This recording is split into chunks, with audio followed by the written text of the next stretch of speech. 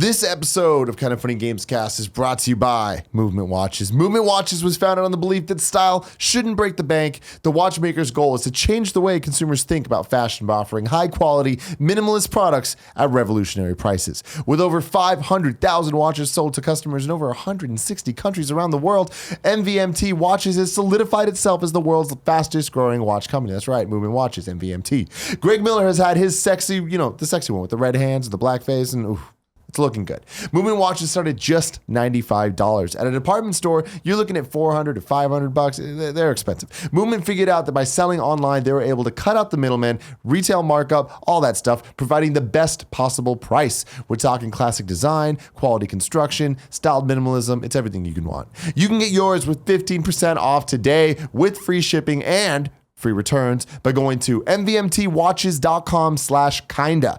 If you like super clean designs and getting compliments, now's the time to step up your watch game. Go to mvmtwatches.com/kinda. Join the movement. Still one of my favorite catchphrases. Good job, guys.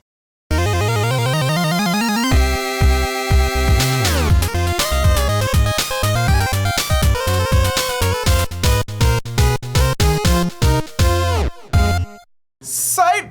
Ladies and gentlemen, welcome Sight! Yeah! to the first ever episode 107 of the Kind of Funny Gamescast. I made the link noise. Yeah, as he like rolls in there. Yeah. He's right there. Oh, here he goes. Have you ever thought about it though? Do you ever watch this show? Have you ever watched the Kind of Funny Gamescast? Yes. I feel like 90% of these backgrounds just look like panoramics because we cover up the video game portion. Yeah, we cover up the character. But You're in Hyrule Field right now. What the fuck was that? That was like you should know this whole thing. Not with that. No, it's more with the colors. It's more about the whole I'm aesthetic. just saying. I'm not knocking it. There's a little link right back here. There's a little Epona right behind right there. back here. Do I need to move? No. Do you want to see the link behind It was an excuse to grab your ass. If you move, the desk would cover it. Greg, we've covered this before. In the morning, if you want to grab my ass, you do not need an excuse. Get yourself a handful of it any time. There's plenty That plays for the everyone. afternoon. Get yourself a handful. absolutely. Break Ladies and you off a gentlemen, handful of one half of the dicks, coolest asshole. dudes in video games, Greg Miller. Aye. The other coolest half, off. I don't know. I'm assuming Take he's care of right and calling us business. right. I don't probably. know. What was that face? I thought we tripped up Nick's intro. Sorry. I didn't realize you were talking about Call We haven't Call. gotten to me Yeah, yet. no, one Big knows I'm here Como. yet. Nick's just here. Which is my favorite intro for you. Just here. Yeah. just taking up space. Nick's here too. Sucking up scenery. It's been a while since you've been on the Gamescast. It's been months. What? Well, it's chewing scenery is the term, but I said sucking up scenery because I forgot the term. Oh, okay. Yeah, it's been probably a year, I have to imagine. No. Yeah, I've not been on this show. I don't think I've been on this You show were- since we moved No, into the you studio. came have on to Deus talk Ex. about Deus Ex. Did I? Yeah. Fair enough. Remember, But, you liked it with the robot arm. I did. I liked You it a kept lot. talking about the robot arm game and like it's Deus Ex. You've been playing other games, also have. by Square Enix. I have. We'll Now, get is to that that because soon. of a sponsorship? Are you a Square Enix sellout? Definitely, 100%. I am the one person not who because of doesn't sponsorship. pretend to have any goddamn integrity in this company. They're not paying you to play this stuff. I don't understand why you guys even. I don't try think to they'd pay pretend. you to play a game that's been out for almost half a year. They at this most point. certainly did not pay you to play. Yeah. Anyways, ladies and gentlemen, this is the Kind of Funny Gamescast. As always, we get together each and every week to talk about video games, all the things we love about them, the industry, all that stuff. You can get it early at patreon.com/kindoffunnygames, just like Patreon producer Steven Insler did. Bow, bow, bow, bow, bow. Greg's turning on the fan because he's a fan of you, Steven Insler. I'm very hot. Drinking hot coffee. I'm wearing this what material is this? Because it looks good, but it feels a little too warm. Still cotton. Look at the tag in the back. Now take it off him slowly. Oh, I don't like the touching. It's American. Great. American Rag is the Well, here you company. go. Guess, what'd you say? Cotton? What percent? 80%. 60 cotton, 40 polyester. God damn. It's the polyester that's that getting me. polyester, yeah. That's They what's said- getting me. I always thought polyester was supposed to breathe, but then I guess it doesn't. I guess it's just like wrapping yourself in tape. Or you can get it late at youtube.com/kindoffunnygames. But I don't know why you'd want to do that, especially for content, the quality at this level. Well, come on. We're already You want nailing that- this episode. You want that shit early, right, Greg? Yeah, you want it all the time as soon as you can. Shove it in your veins and ear holes. Yep. Remember, Kind of Funny Morning Show is now also available as a podcast and a YouTube. You can get on youtube.com/kindoffunny. I guess that's all the rigmarole we got to get through. Is it? Today? I think so. Is there any? We can start having fun now? I think we're just having some fun. Is there any more? Kind of Funny Live 2 is available. Please go watch it. Share it with your friends. It didn't come up in a lot of people's sub boxes, so go look for it. If you search Kind of Funny Live 2, it'll be there. How are you, Greg? I'm great. We've just traveled a lot, right, around the world. I'll tell you, it's pretty great to come in for a 3-day week. Because we did the Australia trip. We went to RTX Australia, or Sydney. Thank you to everybody who came out. You were an amazing audience. You're amazing kids. It was great to hang out with you, go to dinner with you, have the panels, talk to Kojima in front of you, play games in front of you too, I guess. And it was awesome. Great show. And then we came in, felt good to land, have all of Tuesday in front of me, slept a little, played a lot of games. Then come into work yesterday, start playing more games. There we go. And then here we are. It's Thursday already. Right, here's a question I have that I've always wanted to ask you. Are you close enough to Mr. Kojima to call him Hideo? I do. So when you see him across the crowd, you go Hideo. Yeah. Well, I don't say it like Hideo! I'm falling off a cliff. Hideo! How you doing? Good to see you. No. Okay. Yeah. Hideo Kojima's going to be his own topic today. Now. Oh, so save it. Is he saving that topic? Yeah, let's save. Yeah, is Nick here the whole Nick's time? Here the whole show. Oh my god. Yeah, I'm sorry. That's interesting. Also, you're welcome. Multiple Hideo Kojima games. Multiple. You did. You've played Metal Gear. I did. Yeah.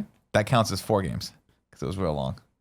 I don't know if that. So what have you been playing, Nick? Let's start with you. Oh, are we in that section? We're not talking about Hideo yet? Our good friend Hideo? Hideo's later. That's Great. topic 3. Recently, I just finished Inside. I played Journey, and now I'm playing Hitman. So you finally did big it. jump. Yeah. Yeah. I don't know why. I think I've always liked Hitman as a series. Traditionally, I've played that game the complete polar opposite of how you're supposed to play it. I think the last time I played was either Hitman 2 or Hitman Blood Money. I think it was Hitman 2, which I think was on PS2. I want to say that was like the last time I actually went through it. And yeah, what I do is I would go through every level instead of sneaking around. I would just figure out where all the guards were and just kill everyone, including all the NPCs. Just have a fucking bloodbath. Yeah. And they used to rate you, and I would get rated like psychopath. Yeah. And like Diana would come on and be like, "Hey, FYI, not the way you're supposed to play this game, Agent 47." Yeah. But I'm digging it. If you guys haven't played it, you should give it a chance. It's a like if you like Hitman, if you're a fan of the series, this is like the best. Now here's the thing though. Yeah. Is what's been interesting about Hitman is that everybody who sees it and goes, "Oh, that looks interesting," and plays it seems to fall in love with it.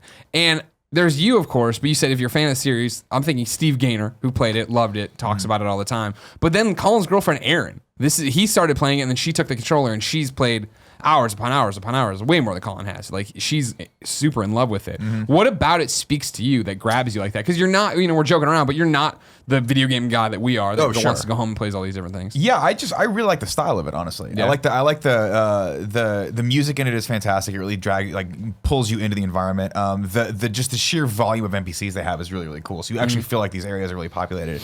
And when you start getting some of the later episodes, I think I just finished Marrakesh right now. It really feels like a gigantic bazaar, and you feel like this secret agent that's sneaking around. Gotcha. So it's very immersive. Is it obvious? Because I played the demo at a few events, I think, and I have the retail version. I just never jumped down to play with it. Is it obvious, like beating you over the head? Because that was always the one thing about certain Hitmans I played, where it's like, oh, we have this giant room, and you walk in, and it's like giant fucking flashing things of like, well, if I can elude the okay. No, I mean this. It feels organic that you're making choices. It feels pretty organic. There is a little bit of a learning curve, which is good. So you're like, okay, well maybe because this is how I played the first area, which is in Paris. And so it's that fashion show they showed a bunch of times. Yeah. That took me the longest because I was like, I'm just gonna go through and try to find these people and kill them. And you can't do that. And I would get in shootout after shootout, and you just get punished for that. You can only take like 2 hits before you're dead. So it really does force you to kind of think outside the box, even though you're in kind of a sandbox. And you have to actually you get rewarded for roaming around and discovering stuff, which is cool. So you get rewarded for like figuring out which costume gets you into the right area and listening to people's conversations and picking up those clues that aren't the hardest thing on the planet to pick up. Of course, it's a video game. They're not beating you over the head with it. And so you do have to sort of, I like any game or any experience that you can't that you have to kind of learn a little bit about before you walk into. Having said that, the last 2 missions I did beat by just happenstance walking by the target. The target just walked in front of me and I just hit him and then ran. Nice. So, there is that. Do you feel inclined to replay those missions? Yes. Because that's the thing with Erin, is that Erin has been playing it like crazy, at least when Colin was originally talking about it, but she wasn't playing anything but Paris. Right. She would play Paris and beat it one way and play it again and see if she could do it this way. And I do, because there's I don't know how many different combinations there are, but with Paris, for instance, you track down one sort of angle that you're one story that you're trying to expose. Like Paris, I think the one that I did was like there's you look exactly like the lead fashion model, and the person you're supposed to kill is having a meeting with that person later. So you have to figure out how to take that person out, poses them, get your makeup done, and go through. And it's really, really cool. But there's other ways to do it too. There's other people that are having meetings with her at the same time, or you could just try to sneak upstairs. but you have to then like Take out guards, cameras, shit like that. either take out guards, take out cameras, or you have to drop all your shit because you get frisked. So it's just stuff like that like there's enough there for me to kind of have to kind of keep me interested in thinking, but not so much that I have to worry about really at the end of the day, how the fuck am I going to get into this place? Gotcha. This game's release distribution plan was very interesting. Yeah, it's episodic. and unique. So yeah, it came out episodically over the last year. You're now playing the definitive edition that came out on PlayStation 4. Right. So I believe it's the first quote unquote season, right? Yeah. Like, so you're playing through that, and they kind of like we when we hosted the GameStop manager Square panel thing. Wait, was that GameStop manager? And we did the Square thing, and so we were briefed on this, and they're talking about how they learned as they were going through the episodes on how to change stuff. So like what you're playing now is the definitive best version of all those episodes. Does it feel like a complete game when you're playing through it, or does it feel like separate episodes that are just kind of attached to each other? That's my only critique with the game, is that it does feel a little disjointed. You're getting story, you're getting cinematic moments in between each one of these episodes, and it's playing toward a larger overarching story. But I'm not as invested in that, honestly, to be honest, as I am in going back and playing those missions, because it's so much fun. That's the thing, is I don't know how much that matters to people, because it seems like that's the deal. Same thing with their high value targets. Like they not only did they do the episodic stuff, they gave you a reason to come back over and over and over again. That's a platform, which we always talk about. Like don't make a game, make a platform. And that was what I thought was fascinating when they put out episode 1. It's like, all right, cool, but what is it? Every few weeks or something they release a new target or something for you to go? So it was like a reason to keep playing it. Are you talking about the targets that just pop up and you have only a specific amount of time to go get them? Yeah, well, they did specials, like Gary Busey was a target for a while, and like different things like that, and they released that, and then the whole Sarajevo 6 business, whatever, it doesn't matter. But I mean, they were giving you a reason to replay the same stuff over and over. Yeah, it's cool. And again, it's like, there's any which way to go about some of these missions, so it does incentivize you to go back and replay. I mean, there's small stuff that I think could add to the immersion of it. Like I think, like for instance, one of my only small pet peeves is like I've been to Marrakesh, and so when you're walking around and you're hearing nothing but American accents, you're like, that's a little weird. Like everyone, you're bumping into people like, "Hey, buddy, watch out!" I'm like, "That's not what you're in the tourist Morocco section. sounds like." And same with like Paris. It's like I don't think they went. Oui. Yeah, they would. You didn't hear a lot of that. You heard sort of a lot of the same voice acting. So that takes you out of it a little bit. But then you're drawn right back in when someone's like, "Hey, this person's favorite drink is this." And he really wants to know how to make that. I think the recipe's in the basement. You're like, I'm gonna fucking kill this guy with a cocktail. Nice. That's pretty fun. Yeah. Spoilers: you don't kill him with a cocktail. He gets sick, and then you drown him in the fucking toilet. You come up and he drinks it, and you just like bash the glass, take the corkscrew, jab it in his jugular. Yeah. So we do always talk about games as a platform and kind of embracing that. But I think that when this game was first announced, and like I remember when I played a demo of it at one of the events, I was kind of I went into it with some preconceived thoughts of like, oh, because this is being released episodically, it's less than.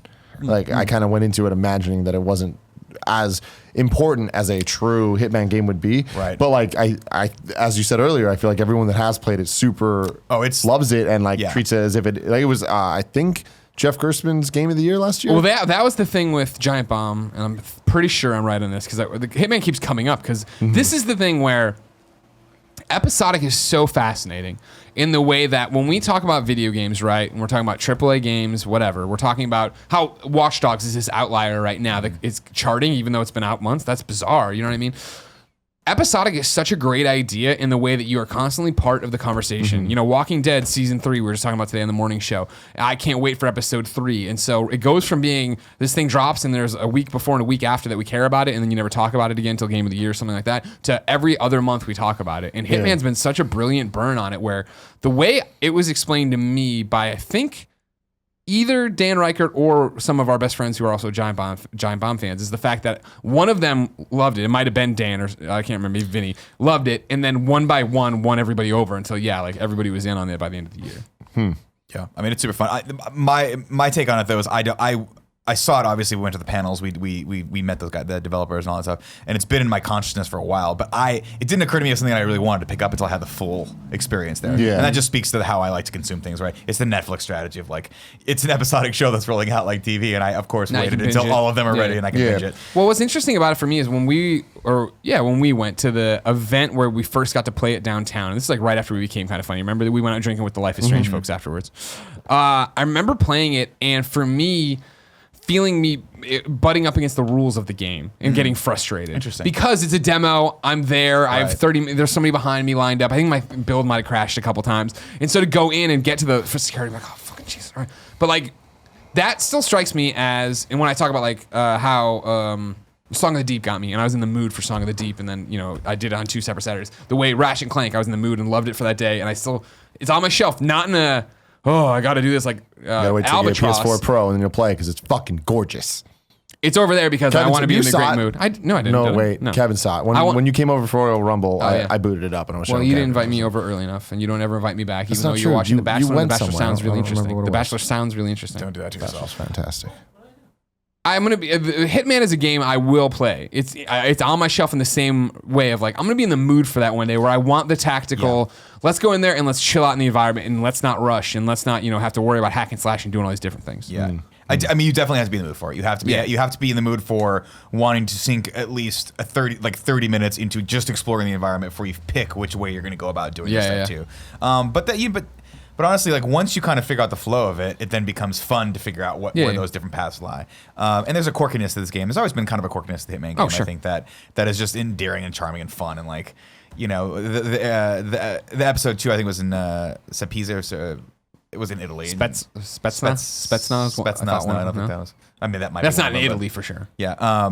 It's super fun. It's in the boot. You're dressing up like a bunch of Italian gangsters, and it speaks to me right there. We should It do does. a let's play of this. It sounds like I'd it'd love be to. fun. Find a target and go. I still say his him ass. and Aaron.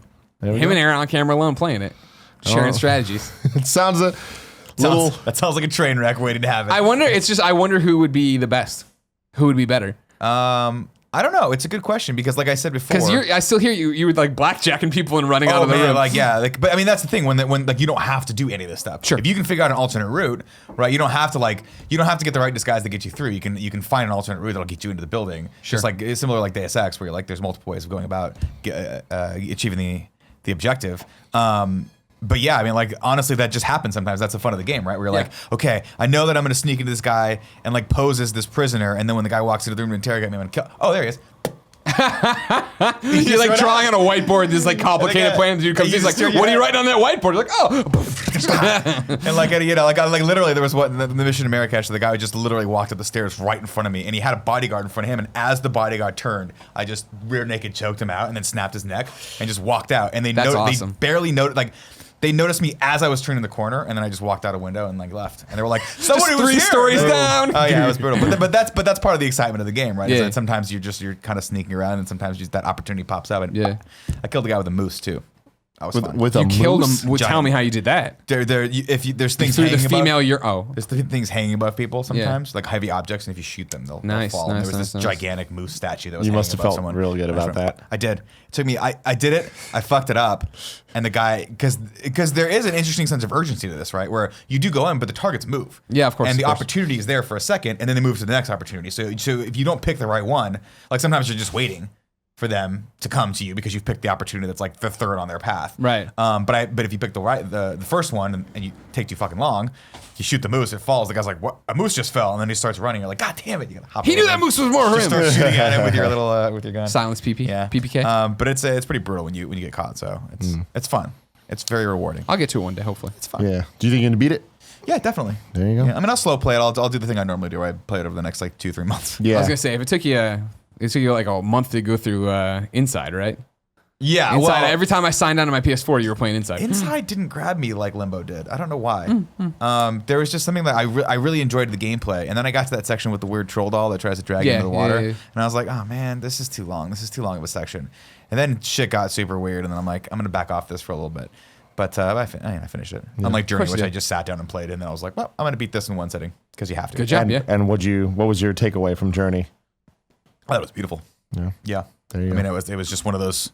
It was one of those like rare, weird experiences that is hard to quantify in words. So I won't even try. Very But true. I liked it a lot. Very true. A game that I will never beat, Nioh. Oh, You're playing Nioh. Yes. This I put in about 2.5, maybe 3 hours. Okay. And this is the game that Colin Moriarty refers to as harder than Dark Souls. Yes. a lot of people are saying this. Well, yeah, a lot of people say it's in the same vein as the Dark Souls games. Okay.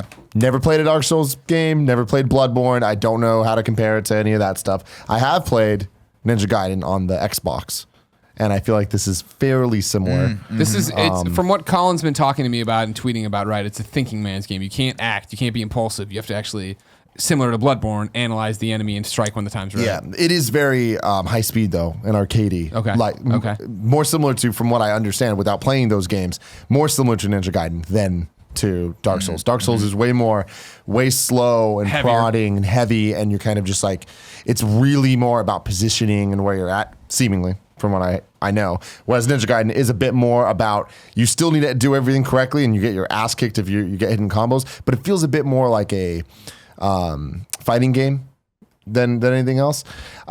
Playing through this, it is fantastic. I'm playing it and I'm like, holy shit. There's people out there that are really good at games. I'm not one of them.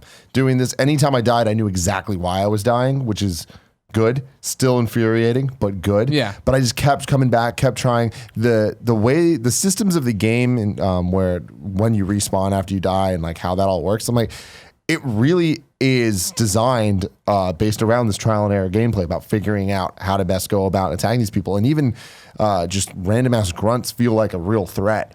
Especially once two guys get on you, it's like really scary. Yeah. And you have to like try to plan it out. But it's another one of those rewarding loops of, as you like in the beginning, like tutorial area, like you kind of go around, you wake up and you're not naked, but you're not wearing many clothes. Ooh. And you kind of go around kinda beating game. up all the guards and like In the nude? Dick and balls just No, you flopping got around? little undies on, or like little shorts. I don't even really remember. He's shirtless and doesn't have pants on. Shirtless Shulk.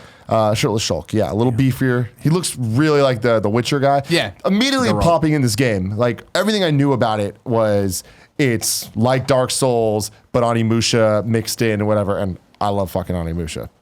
Everybody knows this. We do. But playing it immediately starts off and it's way more like Queen of England and blah, blah. I'm like, whoa, what the hell? Not the aesthetic I thought this was going to have. It's not Pretty feudal quickly, Japan. it turns into feudal Japan stuff. But the main character, a white dude, seems weird. Like his The Last name Nioh? Samurai. I don't remember what his name is. It's some weird shit. But he looks like the Witcher dude. Geralt. Anyways, you kind of go around and you're getting all the armor of the guards, and like slowly you start like powering up, and all of a sudden I'm like, oh, those grunts that were super hard are not hard anymore. And now it's like, I can fuck you up. If there's two of you, I still can't fuck you up. Then you play a bit more, and it's like, now I can fuck two of you up. And then you face a guy that is in full armor, and you're like, well, now I'm fucked. But it was a nice loop. I'm sure there's people that could have got way farther than I did for the amount of time that I played. And I do think that there's just going to be a skill wall that I'm going to hit sooner than later, where I'm just like, I don't even think I can make it past this. Because I remember that even happening with Ninja Gaiden. Like, Sure. I got to a certain point, I don't remember when it was, but it was like the 4th chapter or something, and I'm like, I just can't beat this boss. Talk to me about, coming out, I knew that everybody's been hanging their hat on the gameplay of Nioh, and it's this, it's that, and I'm like, okay, cool, it sounds interesting. I was going to play it, then we got inundated with games, which I'm sure we'll get to.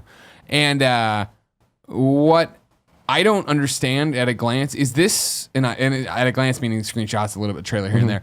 What is the setup? Is it linear levels? Are they open level? What does the actual gameplay go? Because I understand you're slicing and dicing and doing all these different things and leveling up, but Yeah, I mean, as far as I got, it's extremely linear. okay. And So but again, it's like very you early. on Onimusha style game. Yeah, okay. definitely. I'm just trying to wrap my head around again, it. Devil May Cry-ish. It has kind of- levels. Yes. Okay. Yeah. And it reminds me of Ninja Gaiden a lot in the way that it's set up. So far, I do imagine that it's going to open up a bit more, so you have Yeah. a bit more like choice in what area you go to or whatever.